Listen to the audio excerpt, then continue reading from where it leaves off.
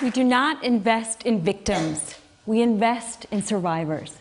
And in ways both big and small, the narrative of the victim shapes the way we see women. You can't count what you don't see, and we don't invest in what's invisible to us. But this is the face of resilience. 6 years ago, I started writing about women entrepreneurs during and after conflict. I set out to write a compelling economic story, one that had great characters that no one else was telling, and one that I thought mattered. And that turned out to be women. I had left ABC News and a career I loved at the age of 30 for business school, a path I knew almost nothing about. None of the women I had grown up with in Maryland had graduated from college, let alone considered business school. But they had hustled to feed their kids and pay their rent. And I saw from a young age that having a decent job and earning a good living made the biggest difference for families who were struggling. So if you're going to talk about jobs, then you have to talk about entrepreneurs. And if you're talking about entrepreneurs in conflict and post-conflict settings, then you must talk about women because they are the population you have left. Rwanda, in the immediate aftermath of the genocide, was 77% female. I want to introduce you to some of those entrepreneurs I've met and share with you some of what they've taught me over the years. I went to Afghanistan in 2005 to work on a Financial Times piece, and there I met Kamala, a young woman who told me she had just turned down a job with the international community that would have paid her nearly $2,000 a month, an astronomical sum in that context. And she had turned it down, she said, because she was going to start her next business, an entrepreneurship consultancy that would teach business skills to men and women all around Afghanistan. Business, she said, was critical to her country's future because long after this round of internationals left, business would help keep her country peaceful and secure. And she said business was even more important for women because earning an income earned respect and money was power for women. So I was amazed. I mean, here was a girl who had never lived in peacetime, who somehow had come to sound like a candidate from The Apprentice. So I asked her, how in the world do you know this much about business? Why are you so passionate? She said, oh, Gayle, this is actually my third business. My first business was a dressmaking business I started under the Taliban, and that was actually an excellent business because we provided jobs for women all around our neighborhood. And that's really how I became an entrepreneur. Think about this. Here were girls who braved danger to become breadwinners during years in which they couldn't even be on their streets. And at a time of economic collapse, when people sold baby dolls and shoelaces and windows and doors just to survive. These girls made the difference between survival and starvation for so many. I couldn't leave the story, and I couldn't leave the topic either, because everywhere I went, I met more of these women who no one seemed to know about or even wish to. I went on to Bosnia, and early on in my interviews, I met with an IMF official who said, you know, Gayle, I don't think we actually have women in business in Bosnia, but there is a lady selling cheese nearby on the side of the road, so maybe you could interview her. So I went out reporting, and within a day I met Narcisa Kovacevic, who at that point was opening a new factory on the war's former front lines in Sarajevo. She had started her business squatting in an abandoned garage, sewing sheets and pillowcases she would take to markets all around the city so that she could support the 12 or 13 family members who were counting on her for survival. By the time we met, she had 20 employees, most of them women, who were sending their boys and their girls to school. And she was just the start.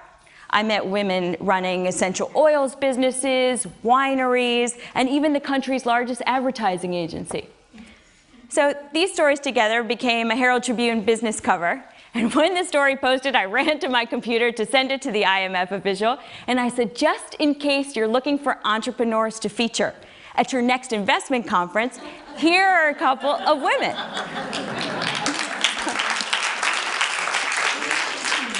But think about this. The IMF official is hardly the only person to automatically file women under micro.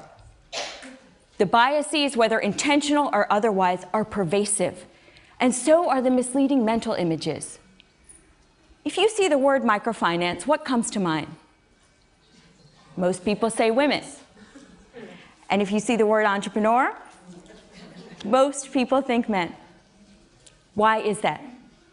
Because we aim low and we think small when it comes to women. Microfinance is an incredibly powerful tool that leads to self-sufficiency and self-respect, but we must move beyond micro-hopes and micro-ambitions for women because they have so much greater hopes for themselves.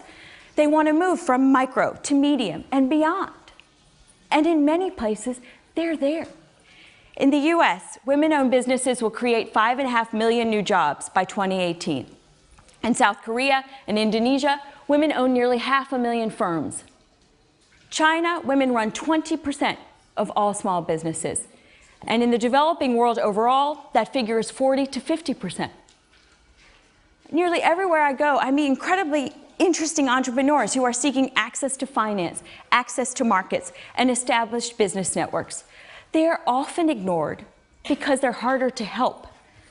It is much riskier to give a $50,000 loan than it is to give a $500 loan.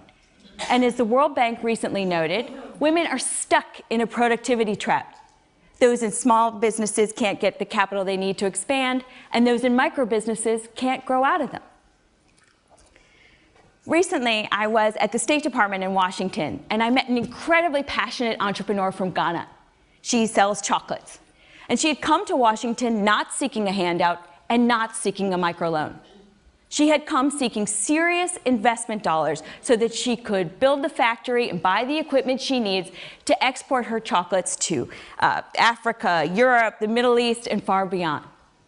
Capital that would help her to employ more than the 20 people that she already has working for her. And capital that would fuel her own country's economic climb. The great news is we already know what works. Theory and empirical evidence have already taught us. We don't need to invent solutions because we have them. Cash flow loans based on income rather than assets, loans that use secure contracts rather than collateral because women often don't own land. And Kiva.org, the microlender, is actually now experimenting with crowdsourcing small and medium-sized loans. And that's just to start. Recently, it has become very much in fashion to call women the emerging market of the emerging market. I think that is terrific. You know why?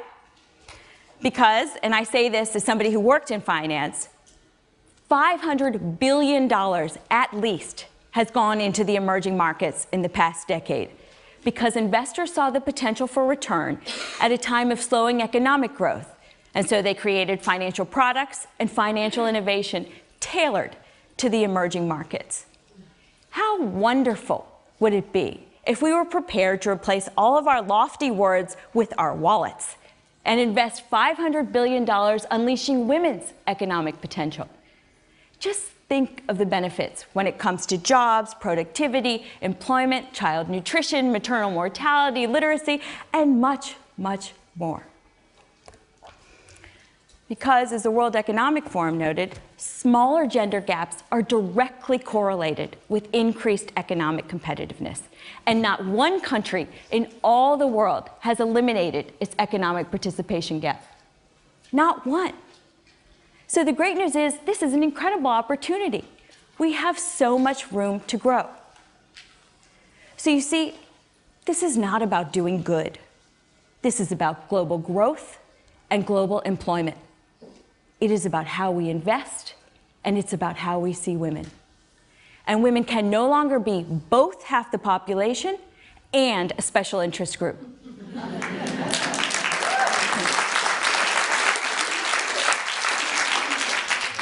Oftentimes, I get into very interesting discussions with reporters who say to me, Gayle, these are great stories, but you're really writing about the exceptions.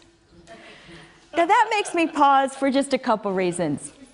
First of all, for exceptions, there are a lot of them, and they're important.